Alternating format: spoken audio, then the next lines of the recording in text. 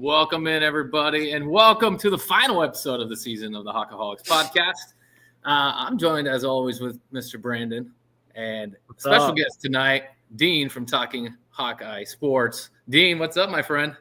Hey, just football, buddy, just football. But thank you for having me tonight. I appreciate it. Absolutely, man. Friend of the show. It's been fun this year, man. Not as much fun as we thought, but here we are. Here we are. We made it through the season, boys. That's all I can say. We didn't get fired all, but only 2 times this year, and Brandon, so that's good. About to be 3, man. About to be 3. Let's do it. I don't know, man. But, hey, Happy New Year, Hawks. Hope you all had a great, safe New Year's Eve and New Year's Day, watching some football, chilling with your family, and also a Merry Christmas as well. Yes. Same to you, gentlemen. How were your holidays, all right? Dean, go ahead, man. Perfect. Yeah. I was treated very well for Christmas, and one of the Christmas gifts I got was an indoor grill, and I've been grilling up some really good meat. George Foreman, or what was it? I don't know. It's some kind of a crazy brand. I never heard of it before. But... You'll have to send me pictures so I can inquire about one myself. Sure. Yes. No problem. He's going to need one. Well, I love that. Should we get into what was Monday, gentlemen? Sure.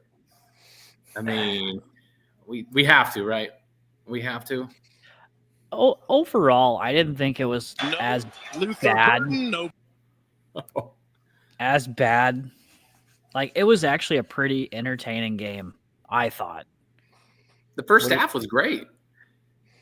Well, isn't that always the case? Or are we a second half team? I can't remember. It flip-flops. We're a half. It flip-flops. It depends on which game.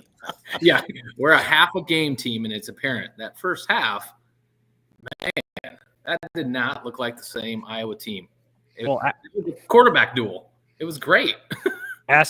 Speaking of halves, ask Dean how that UCLA game went. He was there. Oh, we don't even know know that was in the past. That's just UCLA. I love that. Honestly, even though we lost that game, that remains my favorite game of the year. To be excited about this first half. I didn't hear you. Happy New Year. You skipped, fool. Oh, I know you're saying Happy New Year's to your dad, but like he was saying, Dean said it was his favorite game of the year. It was? Yes, even though we lost it. It was a good game. Well, the first half was really good, and parts of the second half were okay. Let me explain myself, okay? Go ahead. Here we go. All right. I'd never been to a game inside the Rose Bowl. I'd never even been to the Rose Bowl before, and I was excited. The atmosphere was created with both teams coming on off their buses and the music that was marching in for the UCLA team. They played a bunch of music, and I got to be on the radio briefly with the UCLA pre-game show announcers because they were doing it outdoors. And as I was walking by, they pronounced Ferentz's name wrong, so I walked up there and yelled into their mics the correct name. I'm sure that the audience heard me.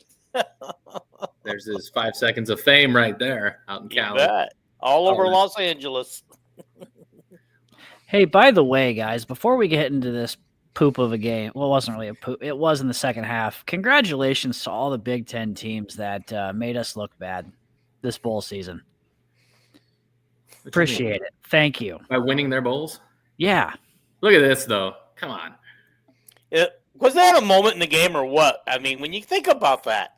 I mean, did you guys come flying out of your couches or your chairs or whatever? I did. I did. I was at a bar, but yes. I love that they only called it a 100-yard kick return. I don't know. My eyes deceiving me, but that's 101, correct, gentlemen? Yes. I think so. Is that how they do it? I mean, it's paused. He is definitely not on that fucking goal line. Well, what's end zone to end zone? I know it's 100, but like if it's in the excuse me, let me rephrase that. If it's in the end zone and it goes to the other side, what is that? 105, 102? If you go from the very back, it's 110. Well, he ain't gonna go to the very back. That'll be what, a touchback or a safety, right? He's at 102 right there. Okay. Judging by look at the hash marks. All right, Math 101 on the Hawkaholics podcast. There we go. Look at it. Oh, where'd it go? See, it's not my fault. That's all right. Technical 2025 is off to a bang, right? There we go. This play, man, I jumped off my seat. I don't know about you guys. Oh, I was out there yelling and screaming so loud my wife came out of the back bedroom and wanted to know what the heck was going on. What's up, Richard? I Look at this. know this was premature, but I actually thought we were going to win after this because I was stupid thinking. Hey, I did too. this is a lot. That was a huge play, man. That was 102 yards. That is impressive. And he outran them. I sent a message in the group chat. I said, this white boy from Iowa just outran all these SEC dudes. What do you think now? Well, yeah, you spoke to. Hey, give the man a scholarship, people. Ooh, we're gonna pin this. We'll come back to this, especially Brad. I want to hear Brad's answer for this. Brad, I'm going to give you We'll come back to that. About Sullivan. And I'm not saying I hate Sullivan. If you've watched this long enough, I do not hate Sullivan. It's just that's Brad's guy.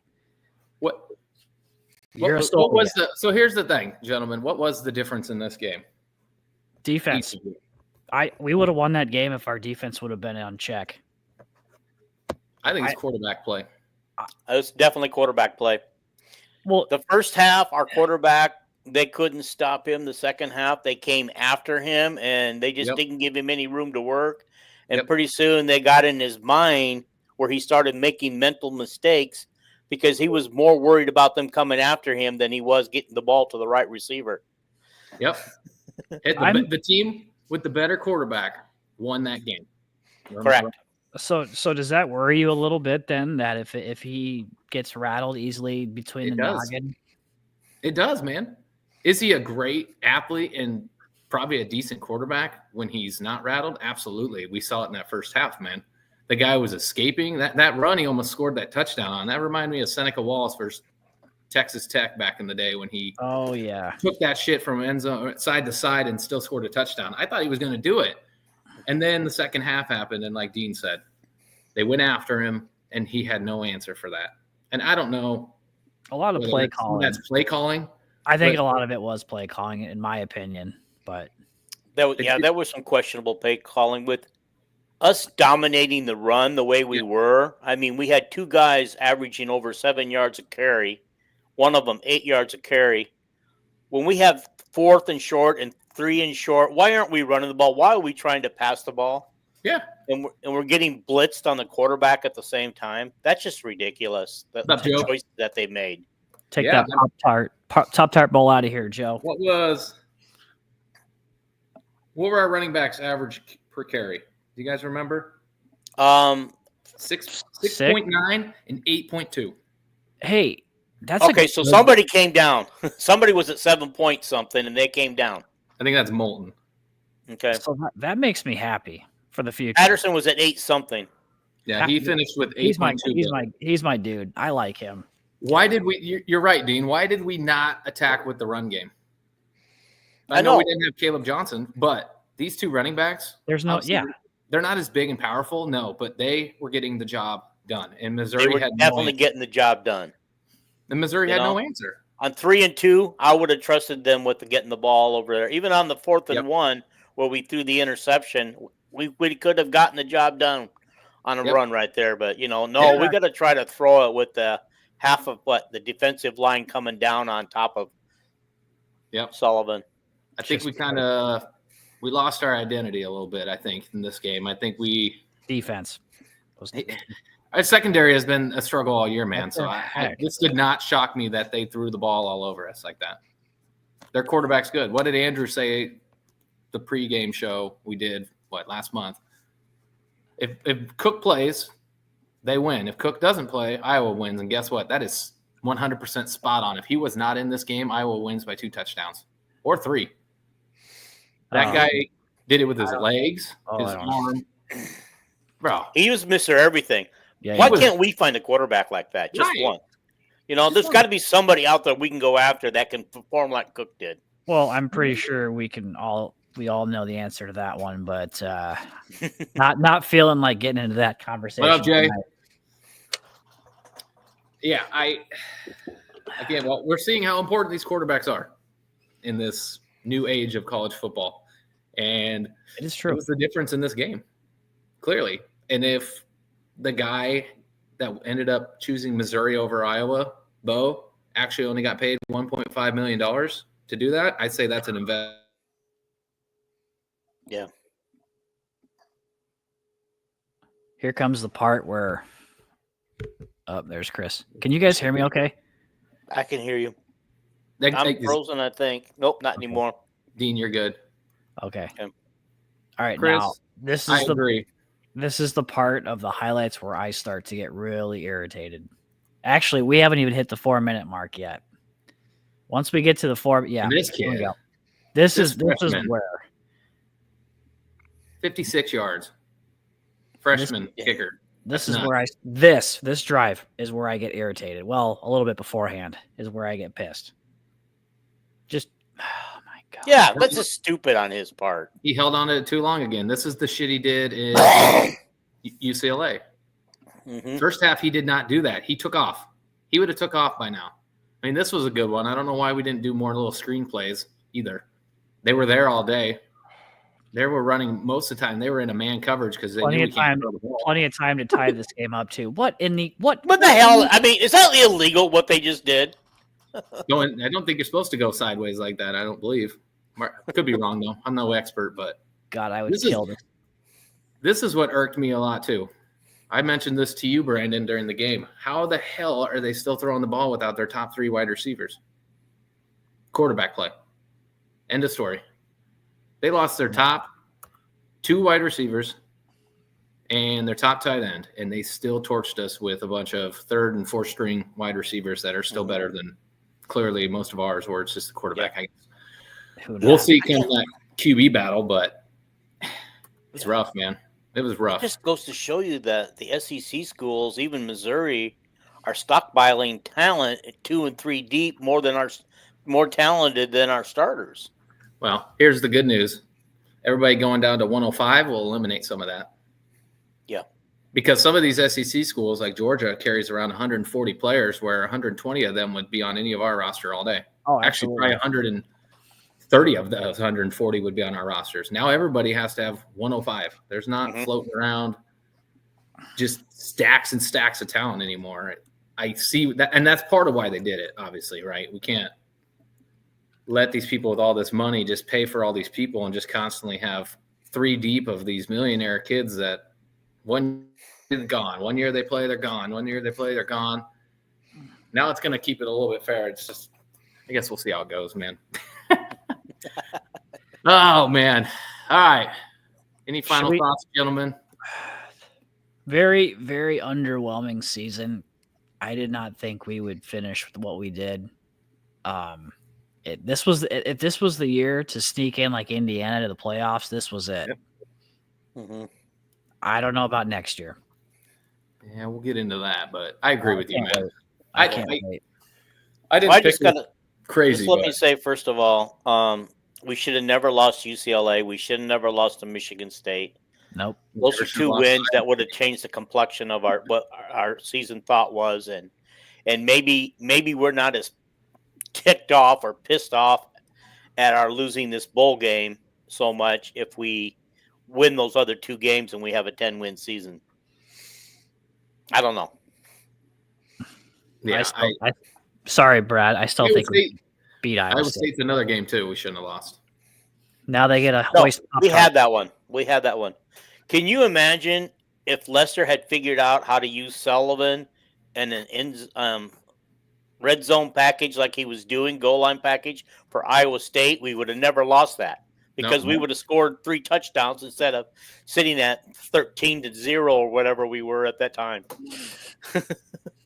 Chris, I was hoping you'd say something about that. For those that don't know, everybody always accuses Vanderbilt of giving away more than the usual scholarships in baseball, which, gentlemen, obviously we'll touch more on it, but baseball got a big lift in scholarships, and I can't wait to talk about it next episode. But, Dean, what's your final thoughts on the season? Disappointing as hell. Yeah. Disappointing. Yep. 8-5 is not the seasons that we've become accustomed to. We've been accustomed to 10-win seasons. 2 years ago we had an 8-5 season also.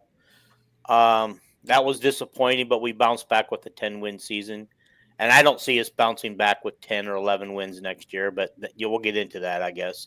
But, overall, disappointing. I think it's a year where people are wanting to see Kirk leave. I think people are on the bandwagon that Kirk needs to go. Time has passed him by. They appreciate everything he's done for the program, but I think they think now it's time to move on. Yeah, after that game, I'm glad, like we already talked about before the show, I'm glad we didn't do this on Monday because, it would have been highly entertaining. But the comments in some of these groups that we're a part of, gentlemen, I'm just sitting there going, oh, my goodness. Oh, yeah. Dean, I have a question for you. Mm-hmm. So I know we didn't have social media, and I was just a young lad when the whole Hayden Fry thing happened. Was Hayden Fry pushed out, or did he just retire? I don't know. I was living out here in California without social media because there was no social media at the time. Right. I don't know if he was pushed out, but I do know that he chose to walk away because of his cancer and everything. And okay, I couldn't remember. Like I said, I was being out recruited, and my understanding is his last couple teams underachieved with the talent they had. Yep. But like I said, at the time, early stages of internet, AOL getting started and stuff, but absolutely no social media. I had no idea what was actually going on in the program at the time. There's your answer, Brandon. Okay. But you can tell he wasn't 100% with that team anymore because of his personal things. I mean, he left the cupboard empty. I was there too, though. Like I was still having season tickets, and that was bad. 98 was bad. Yeah. So no. Now let me tell you too, though. I was back in Iowa, living in Iowa in Urbandale, Kirk's first season, and those first 2 seasons, I would be walking to work because I lived about a mile, so I'd walk to work and listening on the headset the local talk radio shows and I was just appalled at how much Kirk was letting people go. I mean, he was just taking people off the team left and right. I mean, he wanted his players in there, and you didn't play his style or conform to what he wanted. He was getting rid of people early on when he first got here. That's crazy, man. It's a lot of stuff I don't remember. Good. I see. I like that knowledge because, I was just a wee little boy. Yeah, I was a young pup messing around, not paying attention. But, hey, season's done. There was some positive stuff for us to talk about, obviously. I mean, it wasn't an entirely lost season. First of all, this man, we predicted it preseason, Brandon and I, that he would win linebacker of the year for the Big Ten, and it was no-brainer, man. Oh, yeah. He got overlooked last year. He should have got it last year, too. He should have got it last year. And the fact that he didn't even get to be a finalist in the Butkus Award was – he's a unanimous All-American, but he's not the Final Four in the Butkus Award. Explain. Yeah, definitely. Who the hell is in charge of voting on that damn thing? Because this is the best linebacker in football. I don't care. Yep. And he's going to get – one thing we need to appreciate about him is he didn't opt out of the bowl game. He saw the end of the season. He decided to go to the bowl game. Yep. Because he's a Hawkeye through and through. Yep. And unlike another certain DB who shall remain nameless, opted out of our last 2 games in bowl game, and he could have played. And that just kind of ticks me off a little bit. Yeah, I feel you on that one. But this guy, man, it's going to be tough. Once we get firing up the next episodes here, we'll start doing some more Mount Rushmores, and it's going to be hard to keep this guy off the linebacker one. I'm going to tell you that right now. And Dan, you're more than welcome to come, and I love your insight too, by the way. So could have a third member. What? He'll be our 4th member. You got Randy Chris joining us come baseball season. Yeah, that's true. 4 of us yelling at each other, man. It's going to be great. But I got to tell you, Vandy Chris, I know that he's a Vanderbilt fan, but I'm impressed at his knowledge of Iowa football. He grew up in Iowa. He grew up a Hawkeye. He's a former Hawkeye. Okay. He still roots for Iowa, obviously, but he lives in Tennessee now, so he adapted and became a Vanderbilt fan. But okay, that's why he knows so much. Yep, I'm reading some of his comments, and I'm thinking, wow. Yeah. Yep. His roots are still there, man. So it's gonna be fun when we do this baseball show because not only does he know Iowa stuff, he knows one of the most information when it comes to college baseball of people that I know directly is probably this guy. So I'm pumped to have him on. But if I could also on this one, give a shout out to Nick Jackson as well. That dude, yes, NCAA record 73rd game. Got to play because of a tragedy this season. And man, that guy's a Hawkeye. I don't care. That is a class act of a dude. I'm happy he got to wear the black and gold. That was a transfer portal win that we need to remember because yes, we've had some shitty ones. We've had some duds, 3 that I can think of that really pissed me off. But then I look back and I'm like, okay, we got Nick Jackson for 2 seasons in the portal, so we need more of that. But we need more of him. Like, not only did he play in more games than anybody else, didn't he have the most tackles in a career tackles? He was something crazy. I remember seeing this stat. I think it might have been like of the returning linebackers, he had them beat by like 300 tackles or some shit. It was not. I'm gonna have to look into that. That's a good question, Dean. But shout out, congrats to Jay Higgins, man. That was a highlight of the season. Nothing bad to say there about this guy. So, and then obviously the other one, man, we were treated with a special season, man. Should we tell Dean our preseason picks for this award? Hey, mine was good. Yes, it was. You can tell him yours. That's what I'm saying. I was going to roast myself. Guess who I picked, Dean? Moulton. No. Nope. Who? This is all Big Ten. Okay, all Big Ten. I can't even think right now. So he made the NCAA football cover. It's Donovan Edwards. And he laid a complete milk dud this year. Who did he play for? Michigan. Okay. Well, Michigan laid a complete egg until their Big Ten. He was number 7. They played Ohio State and they played in their bowl game. Yep. Dean, do you remember him? He was number 7. So every time we played them in a big game, he went off against stuff, and he did it in the playoffs. But then regular season, he just shits the bed, absolutely terrible. Mine was the dude from Rutgers, Kyle. I don't even know how to say his name. Mananagi. I'm just kidding. See, mine was a good pick, man. I think it was second in rushing yards in the Big Ten, maybe third. But I got a question for you. Obviously, I think Caleb had the most yardage in the Big Ten. Yeah. Where did he rank nationally? At one point, I thought he was number 2 behind Genty, but I thought I heard he was 5th or something like that. Did Skeetbo, or however you say his name, Skibbity or what? Skeetbo? Scatapoo. Yeah. Good kid. Well, yeah, I saw him run today, but he was like 4th or 5th in the Heisman voting, and he claims that takes guts. I'm the best running back in this country, and they don't vote for me. Hey, did you see he got the MVP in that bowl game on the losing team? I did not. Really? Have they ever done that before? Not in 26 years or something like that. Wow. Johnson finished 7th. Okay. Horns down. Scattaboo's right in front of him. So Genty was 1. And then who was 2? Hampton from UNC. And then the quarterback from Army, 1,600 rushing yards. And then it looks like Jack State's running back. Harvey from UCF. Scattaboo. He was right in front of Johnson. Okay. So that's not bad. But, I think Johnson could have finished higher, but, in our 4 regular season games that we lost, I don't think he rushed for 100 yards in any of those games. No. Nope. And that was, and that just tells you how valuable he was to us. He was. Because we lost 5 games, and he wasn't in the 5th game. So, God, when we had all those 3 and 4 and shorts, he would have been valuable, man. Just think of him. And he might have busted 1 or 2. Yeah. And in the pass game, we saw that against Nebraska, man. Mm-hmm. Yeah, good. This guy. I don't count that as a pass. That's a run.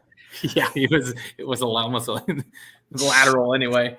But he was one of a kind, man. We won't see this season again probably in another 20 years, just like Sean Green, man. This was took us from Sean Green to him to have him. Yeah, this was He's a big back. I'm hoping I say this every week, man. I'm hoping my 49ers draft him because we need a big, strong running back like him. I'll take him. He's going to the Broncos. I think he's going to go to the Broncos or somebody like that. I don't think he'll be first round. I think he'll be like mid to late second. Yeah. Same thing with Higgins.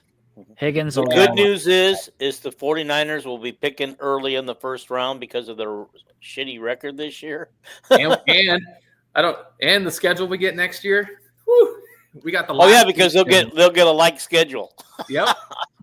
And everybody comes back healthy next year. They're just gonna go undefeated.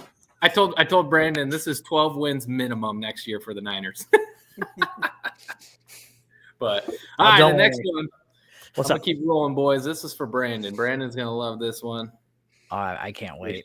We all know he's going to the Bears. Jay, man, I know we're gonna have to fight it out for this boy. Dwight, return specialist, Caden Wetchen. Brandon called it this year. Not this, but or did you? Yes, I did. You did. I did, jokingly. Actually, no, not well. Yeah, with not 100% confidence, and that's nothing against him. It's just because I work with his mother. But I got a funny story. It probably is not funny to a lot of people, but it's kind of somewhat funny to me anyway. But so what was it? It was like it was early last week, I think it was right before Christmas, and I was talking to his mother. I'm like, hey, I really, and this was before he made the announcement that he was coming back. I'm like, I really hope Caden stays another year so he can up his draft stock. If not, he's gonna go to the NFL and mom's gonna retire early. He coming back, baby. Tim Dwight. I don't know. Would you guys consider him Timmy D 2.0 or no? Cooper DeJean. No. Coops Timmy D 2.0. Nope. No. He's two Cooper. are better than he is. He's similarly like Cooper DeJean. He couldn't. Obviously, we were learning he couldn't figure out the routes. Is why he didn't play wide receiver this year. Hey, it had to be the verbiage. That's why I played defense. Because the routes are still the routes. It's the way it's delivered is what I don't think he was understanding. Well, what we decided on last night's show was on the verbiage is that he couldn't figure out which route had what name, and they would call a route, and he'd run a different one. Mm-hmm. Hey. Yep. He knows the routes. I'm sorry. He knows the route. He got them mixed up in his head, which was which. I will vouch for that kid because I was the same way when I was playing ball. That's why I played defense. Vandy Chris, I think Caleb Johnson goes 3rd, 4th round, maybe 5th latest. Yeah. That's a big boy. That's a 6'1", 225-pound running back. That's durable. That's you may light fire, and this guy could come up and be like George Kittle was, a steal in the 5th round, and have all these tight end records and creeping up the tight end record board. So yeah, don't be surprised. It sounds like Kittle's had his fill of 49ers. It sounds like he wants out. Yeah, I wouldn't be surprised there. You know what though?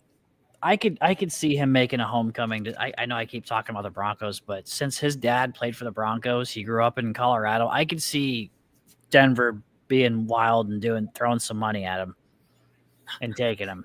It hurt all of them, right? Haven't all of them lost so far? Mm-hmm. Oh yeah. Yep. 0-3 so far. Ohio State's good news, fellas. My football weekend has been redeemed. Ohio State's about to knock off Oregon. Hey, so here's what we learned so far. If we're next year, hypothetically, I just want to make it to the Big Ten championship game and then lose it, so we don't have to have that bye, and then we're good. Oh, you mean you mean sit our players out in the championship? I like your thinking. If you're already in, dude, shit, screw it, man. Look at this. We're proving that the bye doesn't help you at all. This isn't like the NFL. It's not. I don't even. It's almost like they have an extra week off while the team that they're playing already has a game under their belt and is more game ready than they are.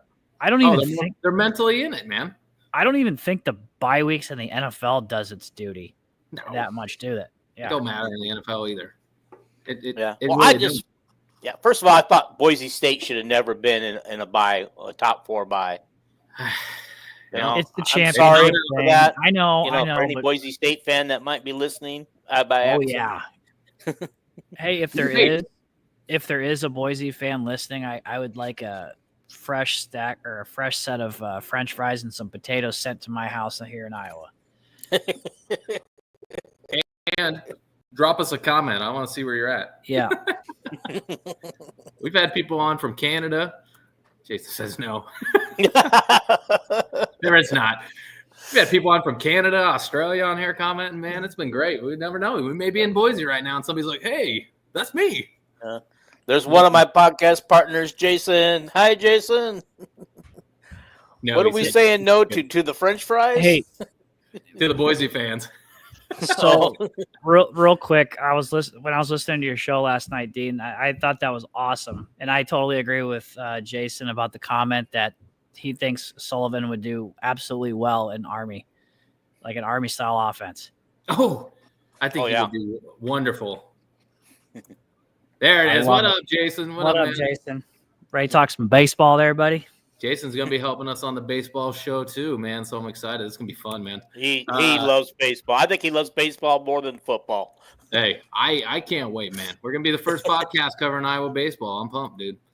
Pumped. All right, last of the not so bad of a, season is a lot of all Big Ten players, man. It was seeing all this shows that we should have had some more dubs. Thank you. That's my exact thought as soon as I saw that. We have 3 players on each level of football, offense, defense, and special teams that were the best in the conference on top of all these dudes. And we were 8-5. That's coaching, period. That's not players, clearly. They're all conference, all American. We had 3 All-Americans this year. That's coaching. I can't make that up. This isn't me being a Ferentz hater. This isn't me being a Ferentz homer. That's coaching. Can I say this? Yes. Is it as much coaching as it is a combination of bad quarterback play and bad cornerback play? Little both. But we have cornerbacks on there. We have cornerbacks on this list. 2 of them. Xavier's not on it, is he? No. Sorry, I'm blind as a bat. It's Castro. I can't even read that, so I can't see who's on there. Is Jamari Harris on there? I think he got 13. Yeah, top right. He should have been disqualified when he opted out 2 games before the season ended. Yep. I'm sorry. Didn't play for sorry. I agree with you on that one too, man. When you miss 3 games, I wouldn't. That one, I kind of agree with that one. But I mean, there was a lot to celebrate, boys. I mean, it wasn't that great, but Jason wants to do softball. Man, I'm down to talk some softball on the show, man. If you want to bring it to the table, absolutely, man. We love Iowa sports here, brother. But overall, man, go ahead. Go. Sorry. I will gladly let you guys talk softball, and I will sit in the back and just chill and absorb all the knowledge because I don't know a damn thing anymore. 15, 16 years ago, I would have, but not now. Yeah. Oh, whenever we would do our wrestling segment, Jason would do the same thing because he would just sit in the background and listen to us talk because he didn't feel like he could contribute to it. See, this is a great question. Sorry, guys, but no. Great question.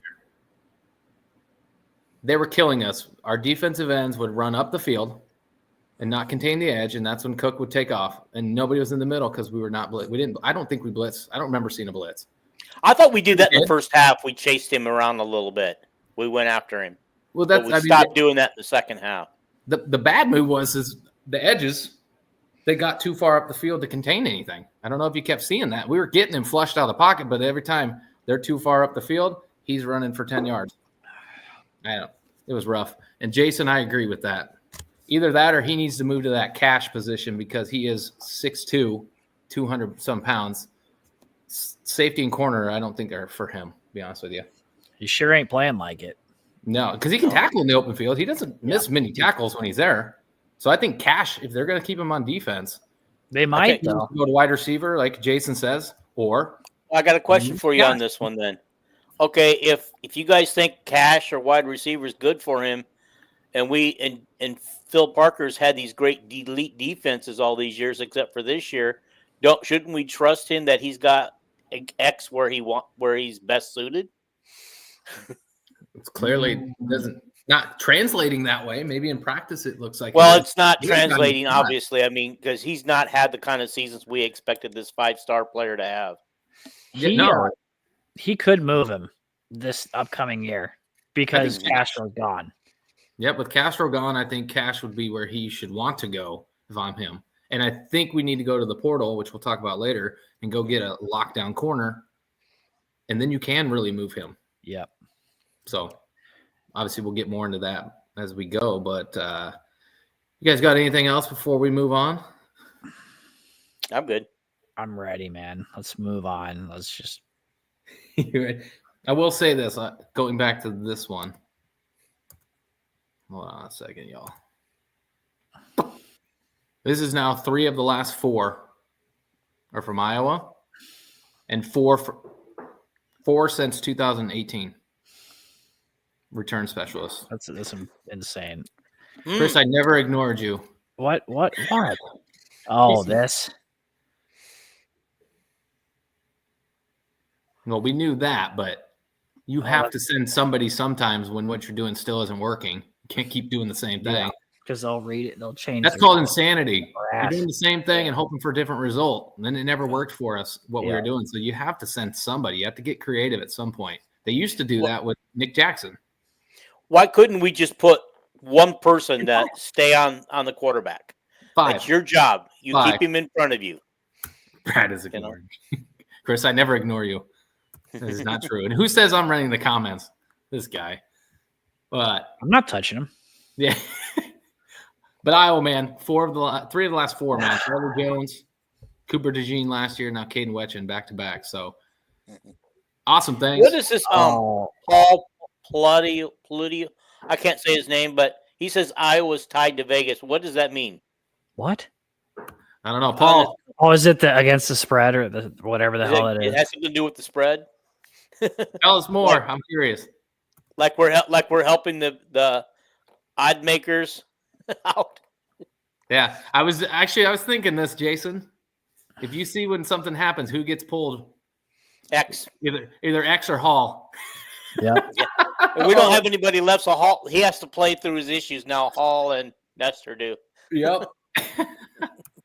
Read the comment. I showed it, man. But I told you that's the definition of insanity. You're doing the same thing, expecting a different result. They had to send somebody. 4 was not working. It just wasn't working. Anyway, I'm done with that one. But that's okay. All right, guys. Man, I'm ready to wash our hands here real quick. Give me 1 second. It's 2025, fellas. Let's move. Wash your hands. How about this? We'll end it this way. What was your worst game of the season in your eyes, and what was your best game? We'll start with our guest of honor here, Mr. Dean.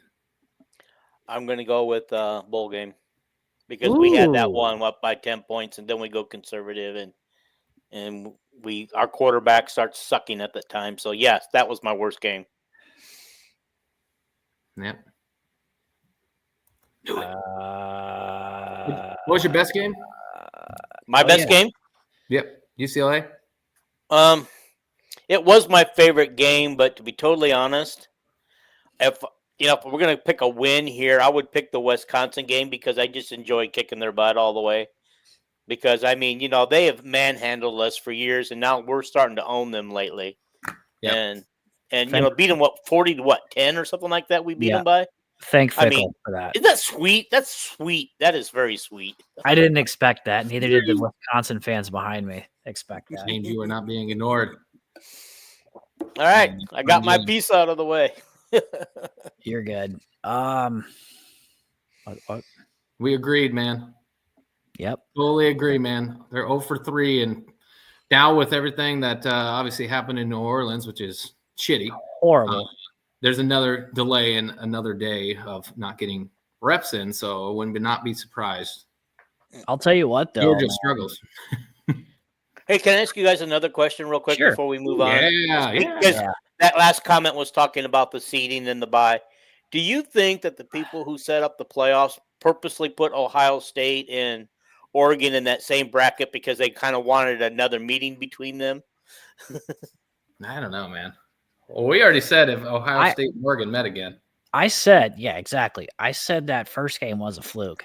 And I meant it, damn it. Dak Prescott at quarterback ruined it, but you put them on a neutral, game over. Ohio State all day, and we saw it. Yep. Brandon, best game, baby. What you got? Sorry, Dean. I'm gonna second you on that. Wisconsin. So the funny thing is, most of our best games, I was there for it. So I have two. So my first one was Wisconsin because of the fans behind me made it just incredible listening to them whine about how, oh, this is horrible. And I'm like, well, it's about time the tables have turned, you punk asses. Second was Washington. I thought we were going to win that one, but I wasn't 100% sure until like it just got blown out of the water. Okay, now Brad, I could say that in the text message you sent me, you were really nervous about that game the whole time. Which one, Washington? Yeah. Oh yeah. That's okay though. What's up, Brad? Canadian from Canada, baby? What up, buddy? What's up? Now my worst game of the season, of course, will always be an Iowa State loss. That was terrible. I had actually had the opportunity to go to that game and I passed it up, and I'm glad I did. I was severely angry. I was actually more angry for that game than I was a couple days ago. And UCLA pissed me off too. Michigan State wasn't as, I was pissed, but I wasn't like as pissed. And then Ohio State, well, we all expected that one, but so yeah, that's basically yeah. I'll just tell you the reason why Iowa State game wasn't on my consideration is because I don't know, Iowa State beating us once in a while is going to happen. Yeah, of course. And as long as we take care of business in the Big Ten, that won't usually hurt us, you know. Yeah. Okay. And it wouldn't have if we took care of business. If we were 10-2, not the Big Ten championship, bring back flirting on the edge of that. Bring back the divisions. They won't. This works. They won't because it works. But my worst game, it's toss up between Michigan State or UCLA, but I'm gonna say UCLA. Okay. I agree with this one. The fact that we gave up 400 and some yards to both of those Pitt's head teams is sad. Very, very sad. But UCLA was a rough pill to swallow because we were coming in off of some highs. We thought, hey, we got this thing going, man. And we didn't even exceed in any aspect of Iowa football on that day. No defense, no real special teams. There was not a damn thing to sit here and go, we're still Iowa. There was no Iowa there, man. 400 and some yards to UCLA. The fuck? Caleb Johnson scored more touchdowns than them on the season. Yeah. Total. The entire damn team. That's a problem with me. I got to tell you. At halftime at the UCLA game, I'm sitting all completely surrounded by Hawk fans all over the place, right? I will tell you what, if Kirk had been right there in front of them, I think they would have killed him. They were so angry at halftime, and they were really drunk too. The two guys, I started running my camera because two guys, one in front of the other, the guy sitting next to me and the guy in front of him, were about ready to go to blows with fists because the one guy told him and started to, throw Kirk stats at him, everything he's done for the team in the seasons. God. It was so funny, and it's just like, and both of them were so freaking drunk. My best game is Washington. I know they lost a lot, but when you get to beat up on a team that was in the national championship the year before and welcome them to the Big Ten, I enjoyed that thoroughly. And that was when we finally got rid of Cade. So I'm blessed. I understand. Good to go. Yeah. Even though Jason's picking the Iowa State game as his worst game. I saw that. He's not wrong though. Yep. That guy, he's not a cover. That's why he's cash. He should not be in man coverage. He's a cash for that reason exactly. Cash flow. But yeah, no way we should have lost UCLA. All right. Facts.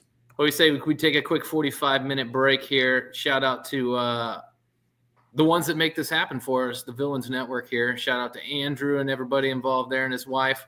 Won't be done here without them. And obviously, Absolutely. Hawkeye Heaven for helping us out. Levi, thanks, brother. Merry Christmas. Happy New Year, my friend. Andrew, same to you. We're going to take 45 seconds, and then we're going to come back, and we're going to, take a deep – I'm not even going to look yet. He said 45 minutes a second ago. I go, oh, good, I got time to eat supper. Now 45 seconds, sorry. Sorry, seconds. I knew what you meant. All right, 2025 is off to a rough start. Sorry for me. But, yeah, we'll be back, and then we'll take a deep dive and do some predicting of next season. I know it's early. It's way too early. Portal's not even done. We don't know what it's going to look like. But, yeah, we'll be back.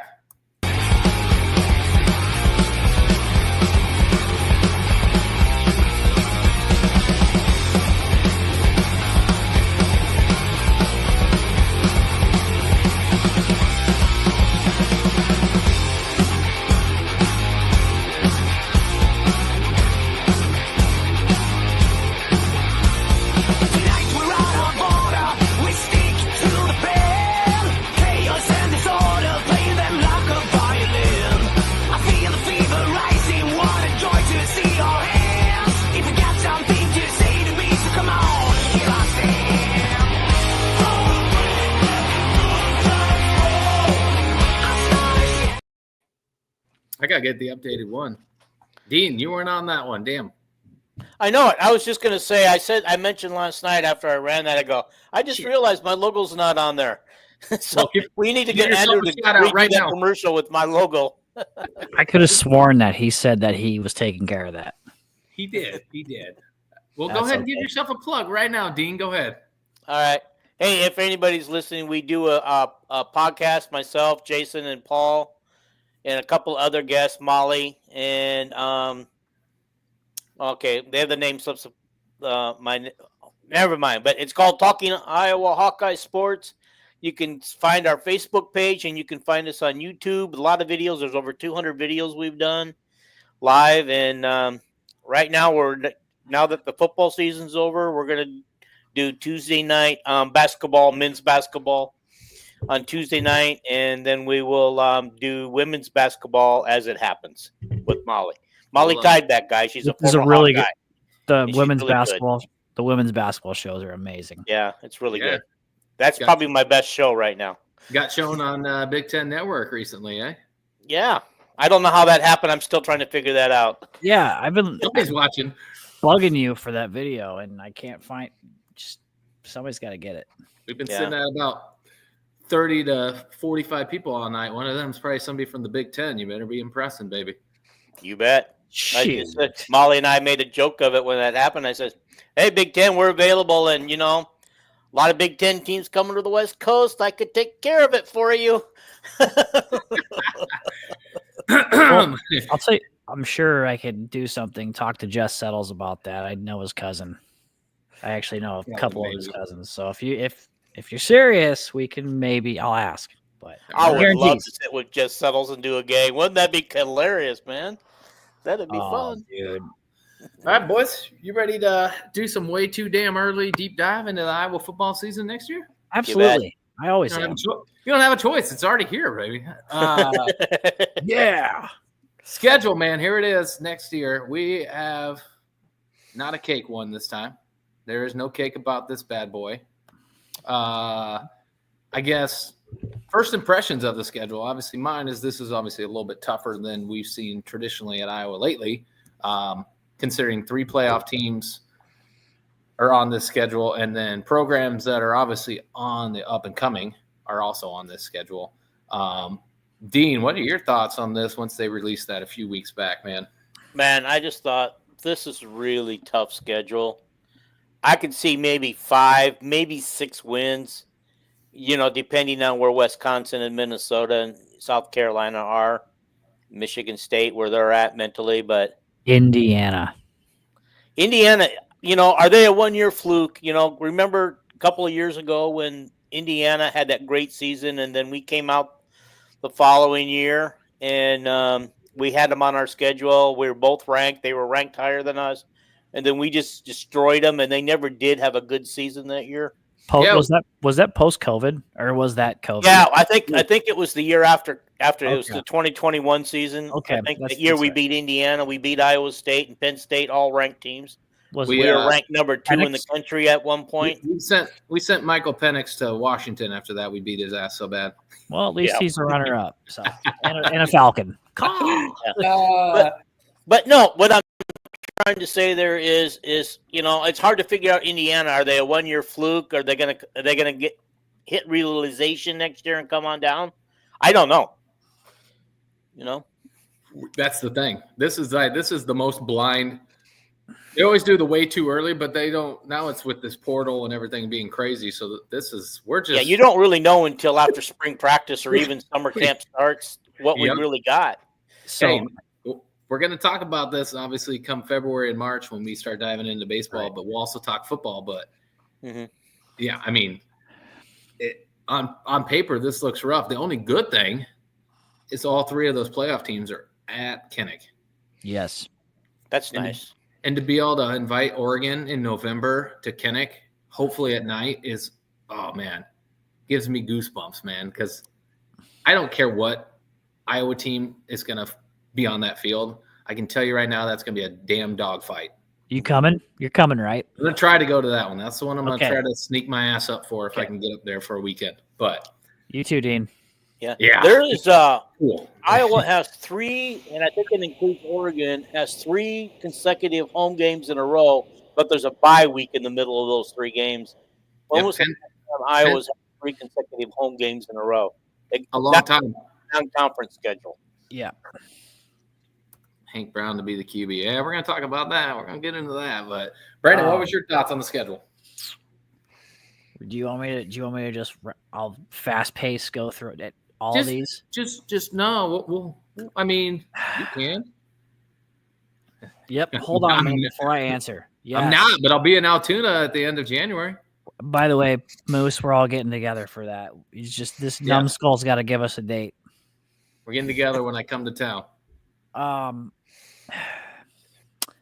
Well, if we would have won that bowl game, old Kirky would have had his record beat for Albany, but that ain't happening. So there's a possible chance that Iowa State's going to be the one which would be absolutely hilarious. He breaks the record. Yeah. That'd be cool. No, I could see Kirk saying, "No, I want to break it in Iowa City, so we'll lose to Iowa State and break it when UMass comes to town." Yeah, let's beat up the juggernaut UMass. Oh God.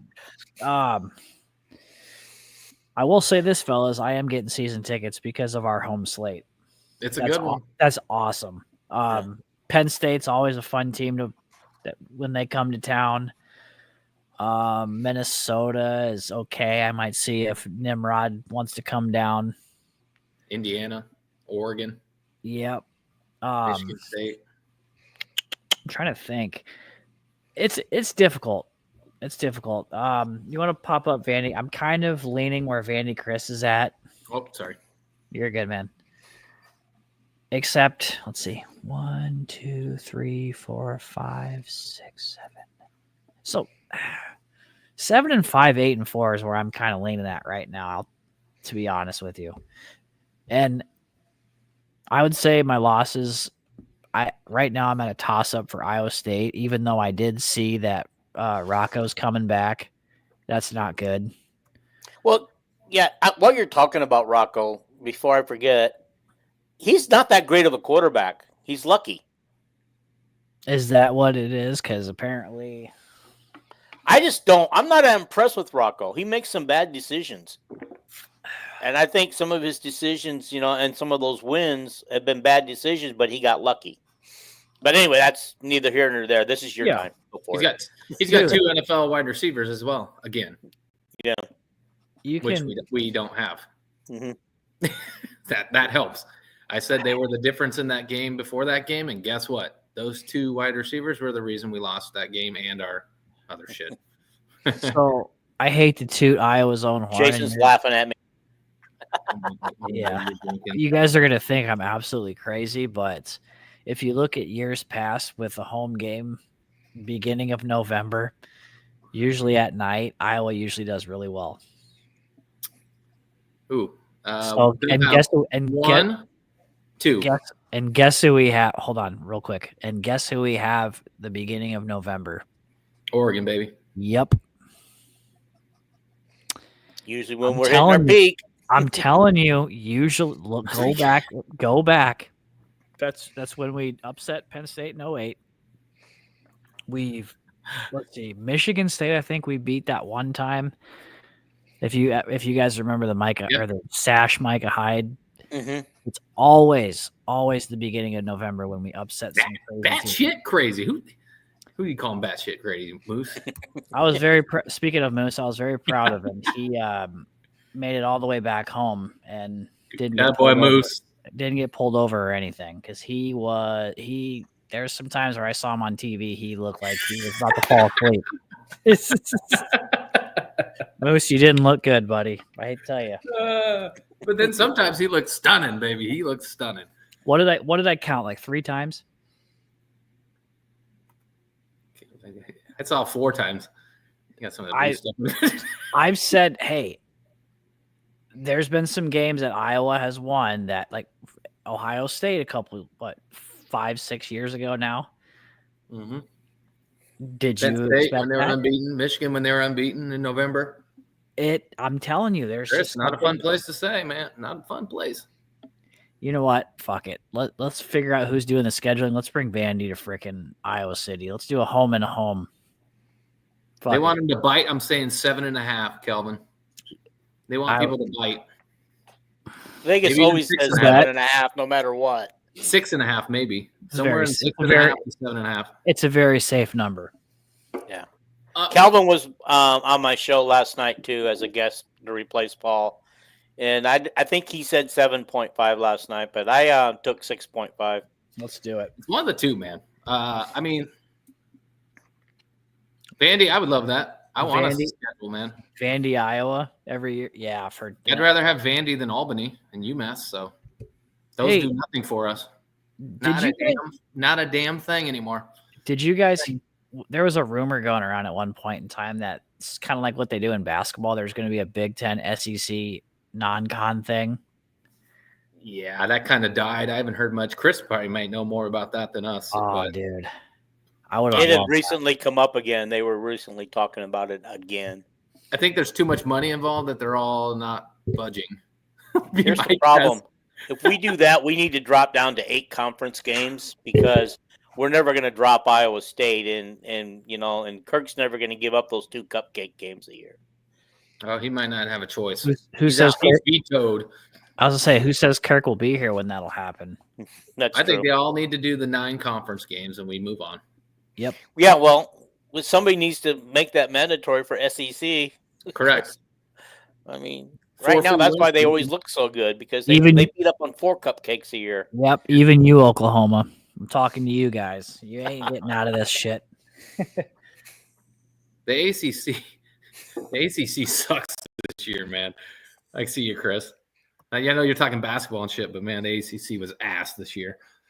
Turn those C's into S's, man. Well, the officiating crew was kind of rough too for that game, both sides of Missouri-Iowa game, with these fucking targeting calls and late hits out of bounds, and like, what are you guys watching? It's football plays. Like, come on, man. pretty sure Syracuse was the only one. Right? That's interesting. I mean, Syracuse is freaking incredible, dude. All right. So here's one of my takes on this before we move on. I think we will win one of the 3 games at least against the playoff teams at home. I think so too. And a strong chance to maybe get 2, but I'm saying the win. If Vegas was doing a thing on that, and we're going at 1.5, would be that Iowa beats playoff teams. We're winning. Guys, I would say it depends on who the quarterback is next year. Yeah, that's going to be interesting. That's going to be a battle, I think. Vandy Chris already says he thinks Hank Brown's going to win that. Well, Jimmy, there might be another person involved that we have yet to know about. Brown and Sullivan practiced. I don't know if you like. Yeah, Jimmy. Yeah. Yeah, they were saying Jimmy ran the scout team for practice this week. Attaboy. Oh, so he's looking like Cook. I like that. That's good. That is very good. What is this? What's that? Chris, I still think it needs to be 9.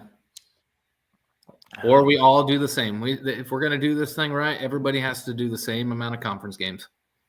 There should not be a difference anymore. There's so much money involved in this now that you can't allow 4 cupcakes. The SEC is getting – they're winning some of these bowl games, but they're getting embarrassed in a lot more than they should be.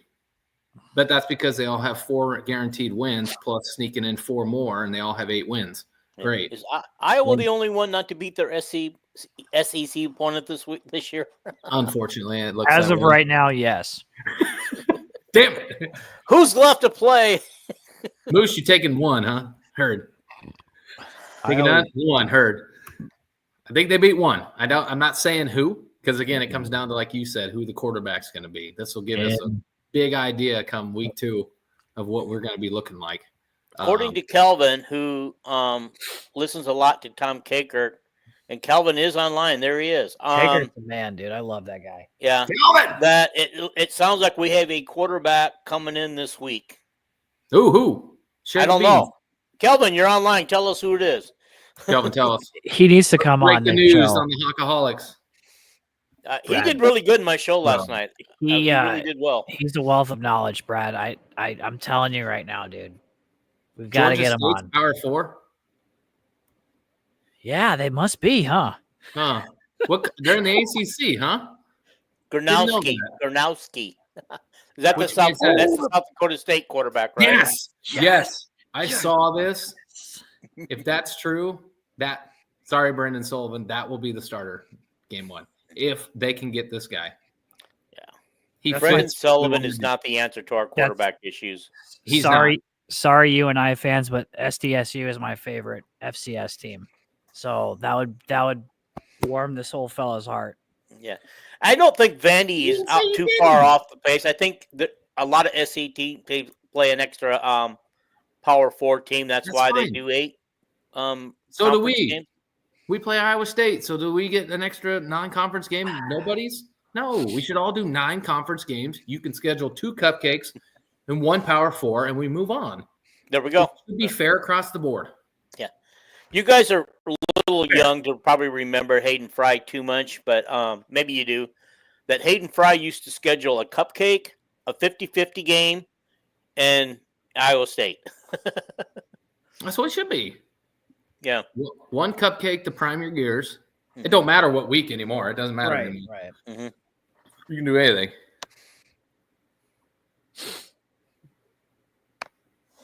Who? So you're telling me that all the SEC schools are like, you know what? We're going to do this. We're going to do that too. He said the conference requires it. No, he says they do not. Oh, they do not? I think our conference doesn't. ISU wasn't yet. Sorry. Thank you, Calvin, for reminding us. Hey, Jay, my kids call me Big Back Dad for a reason. And yes, they used to be a cupcake. But hey, guess what? You big boy. They've turned into a team, man. Mm-hmm. They have the right coach. As long as he doesn't leave, they're going to get competitive, more competitive. Chris, only play 2 cupcakes then and play 1 more SEC school. Step up, man. It's time to grow up. Especially since the Big Ten's going to win the championship this year again. Oh! I picked the Buckeyes anyway. I said Georgia, but So what the SEC teams do is they play 3 cupcakes and a 1 Power 4 team, but they all look for a low-lying Power 4 team, right? Hey, hold on. You guys keep talking. I'm going to pop this sucker up. I'm going to pop up. I know Oklahoma's not a hardcore representative of SEC, but I got to pull this up. I do. That game was bullshit, by the way, last Friday. So yes. So what you're talking about. So Temple, first game was against Temple. Second one was Houston. This is weird. So they have Temple, Houston, Tulane, SEC, and then November 2nd, got a nice little FCS Maine in there. Oh, and then they go back to the FCS. Coach Ferentz's old stomping grounds. Nice. Yeah. 20-some years, 25 years ago. Now, is Terry your dad? He is, and he's not wrong. So he's probably about my age then, huh? He Because is he would about remember. He would remember Fry smoking all the cupcakes. Well, yeah, I remember it. I remember there wasn't a question. Now we're in these games where it's 7-3 versus the cupcake team. Like, what the fuck am I watching? Well, to be fair, South Dakota State should be FBS. So should North Dakota State, but I agree with that too. I really do. It'll come. It'll come. Heck yeah, it will. The FCS will like dissipate at the Why rate would that it's going. Jump up to our level when they're just dominating at the level they're at. Well, Appalachian State. Money. Okay, I get it. Money. You hear that? Money drop? Okay, so here's my question. I don't remember. Was Appalachian State when they upset Michigan in 2007, were they FCS then? And then after that happened, they moved up right after? Yeah, shortly after that, yes. Okay. They were FCS during that time. Money talks. Look how much we pay Rutgers to be in this conference just to say they're a Big Ten team. What, $30 million a year? Well, they invented college football, so I'm totally okay with it. What about the rest of the sports? When they invited Rutgers to join the Big Ten, I thought there's no way that team's ever going to compete in the Big Ten. Maybe basketball, but that's about it. They've done baseball, but I was scared for Maryland in basketball. Not so much football, but they've been decent. Mm-hmm. Maryland brings some teams. They have a good baseball program, good lacrosse, good men's soccer. I believe they have good women's soccer. And they have a great women's basketball team this year. I think it's ranked at number 4 or 5, something like that. Women's and men's programs, both for basketball, are very good. Mm-hmm. Yeah. And then you got those goofballs out west. Not in the Big Ten, they're not. I mean, they're decent, but they do bring a decent wrestling program. You're right. Yeah, freaking. What scared the hell out of me though is like as a basketball fan. I don't know how you feel about this too, but UCLA joining the Big Ten, were you a little nervous, or do you enjoy the competition? Because UCLA is a blue blood in basketball. Yeah, I mean they've had their moments in football too, but yeah, I love it. But as Steve Alford would say, they're a basketball school. Iowa's a football school. All right, gentlemen. What do we got? All right, let's give me total. What's your record first glance? You don't need to tell me who wins what. I just need an overall record from this, and then we're going to move on to what Iowa needs to take these next steps. 7-5. Dean, 6-6. I got 6-6. I'm playing it safe. We have a tough slate, and we don't know what we're going to look like at all. No. Like, not at all. No clue. We lose about 8 people on defensive side. 8. 7 or 8. That's a lot of bodies off that defense. That's true. And that's usually not how many we lose. So nobody does like Alford. You're not wrong. Hey, I do. I actually knew him. But, yeah. Fuck that guy, Brandon.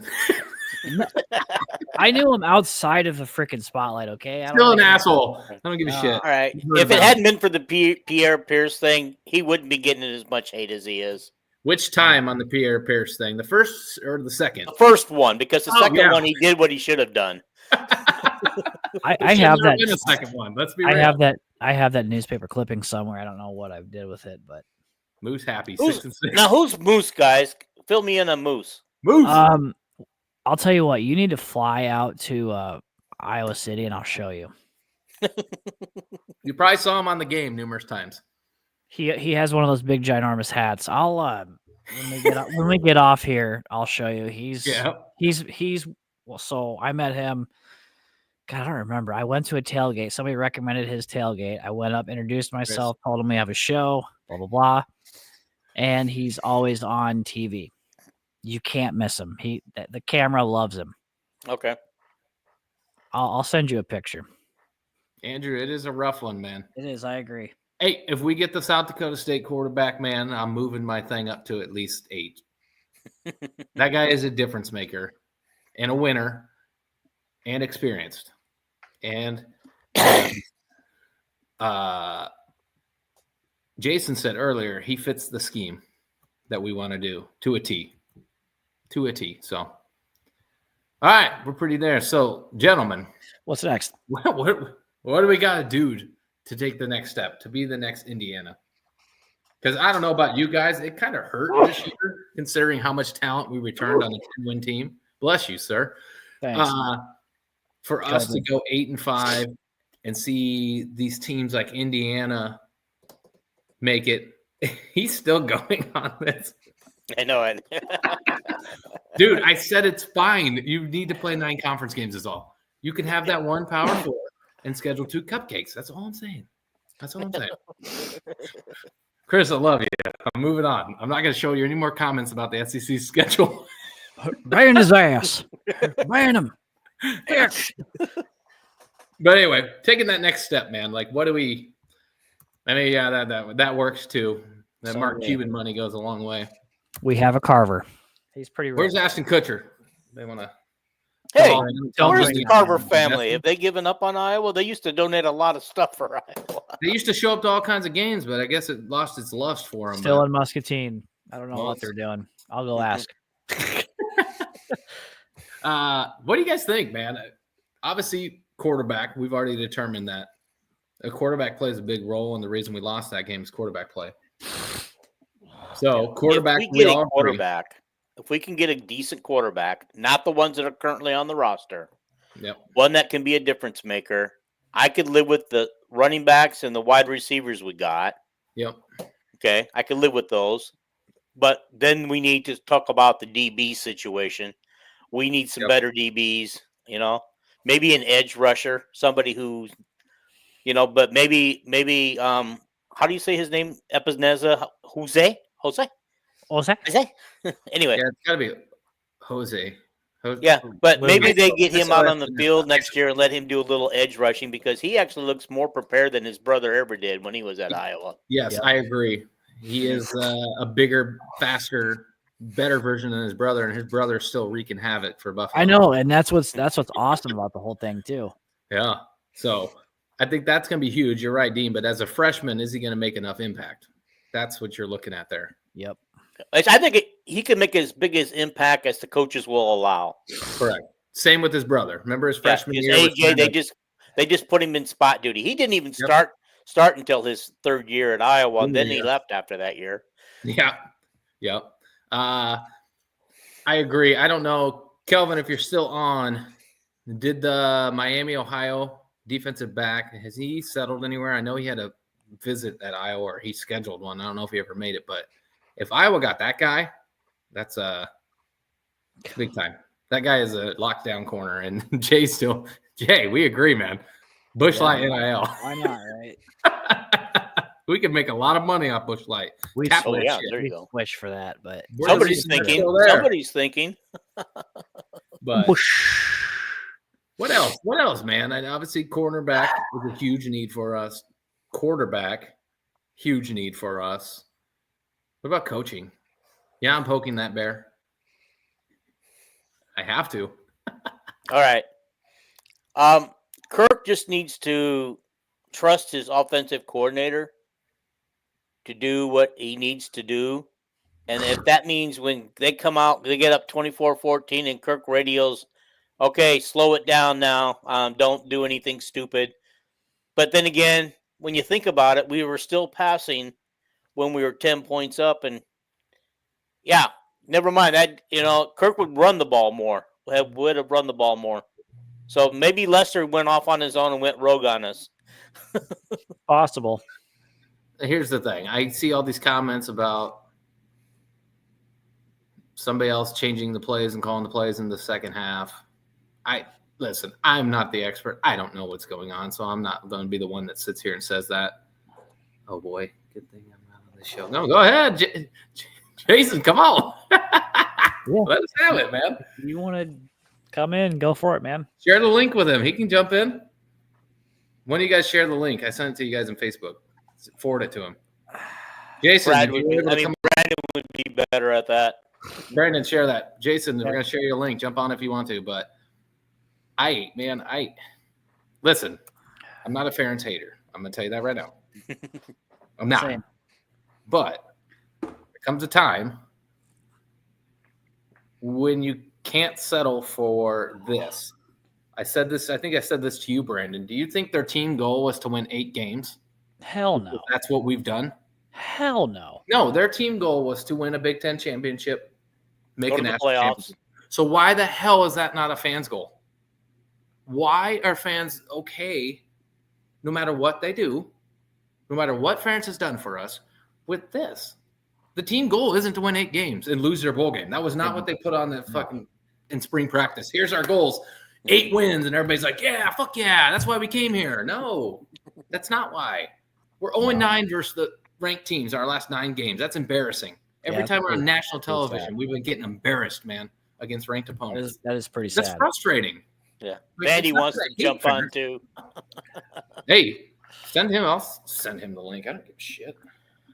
I'll send him the link. I'll let him come on. I mean, what do you guys think? Well, I send this link. What do you guys think?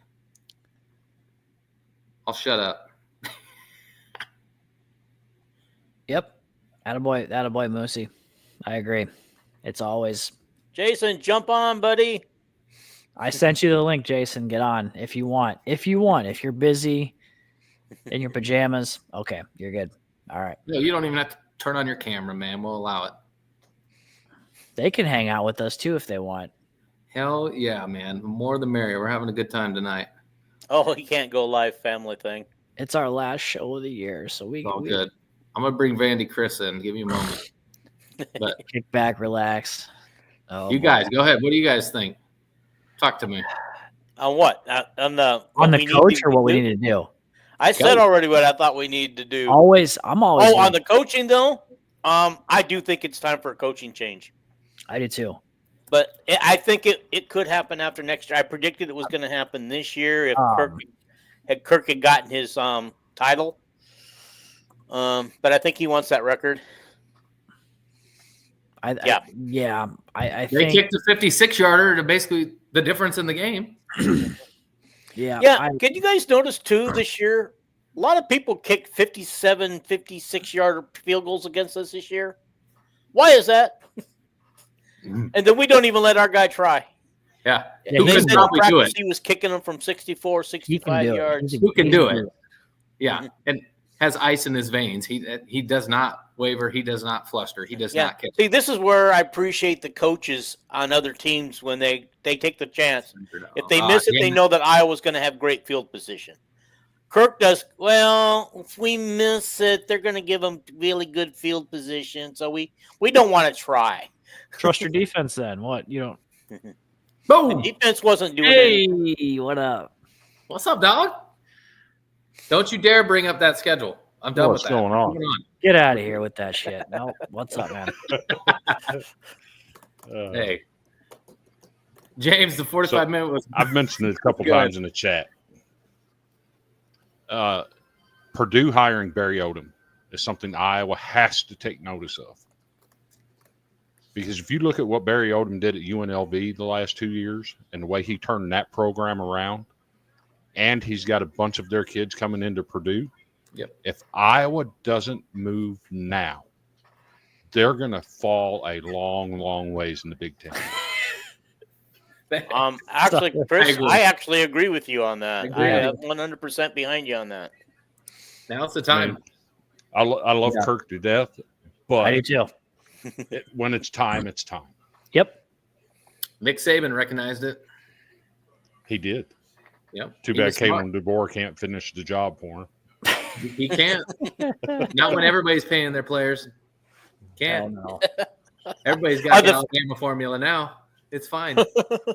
Speaking of him, are the fans getting restless and want him gone already, or are they willing to give him another year? Oh, they want him gone already. Yes, they do. Not surprised. They're very upset by it. Especially that beat them twice in a row. 2 years in a row. That Roll Tide Willie. I need to go watch his Instagram videos. He's hilarious. Have you seen him? Roll Tide Willie? Oh, yes, he is hilarious. Yeah. He's probably if you haven't seen him on Twitter, you're missing out. That guy's funny. That's the one that does some videos and goes on a rant every time Alabama loses. Dean, when Oklahoma beat Alabama, I think I sent you like 2 or 3. That must be the one I looked at then. That must be the video, Yeah. You want us to answer this, or are you asking Chris, Mike? I'll answer it. Because I'm with Chris. I got second. So there's an offensive coordinator in the Big Ten right now that was born and raised in Iowa that would be the perfect fit to fix that program with an offensive mind. His name is Dana Holgorsen. If you look at what he did at West Virginia, that offense was impeccable. Oklahoma State, same shit. If you get him and you go bring in a guy like Trent Dilfer as your offensive coordinator and match him with Hank Brown, I'm telling you, instead of looking at 6 or 7 wins next year, you're looking at 8 or 9, maybe even 10. I'm not arguing. I'm not arguing that. I said that sounds like a dream. Yeah. A dream.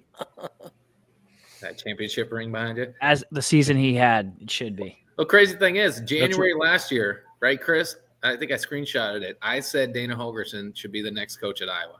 Iowa ties. He even coached with, I think it was Mike Leach at a college in Iowa Westland.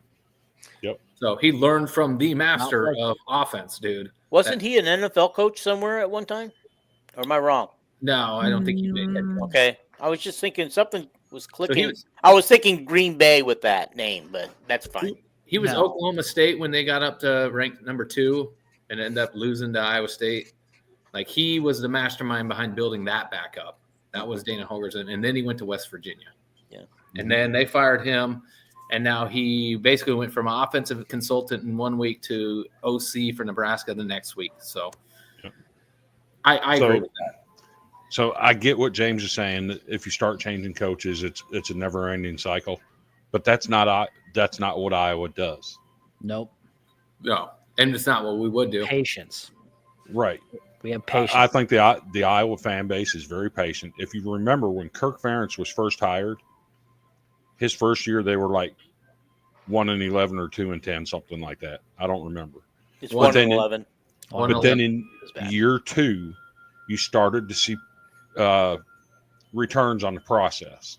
Yep. And you get the win against Michigan State.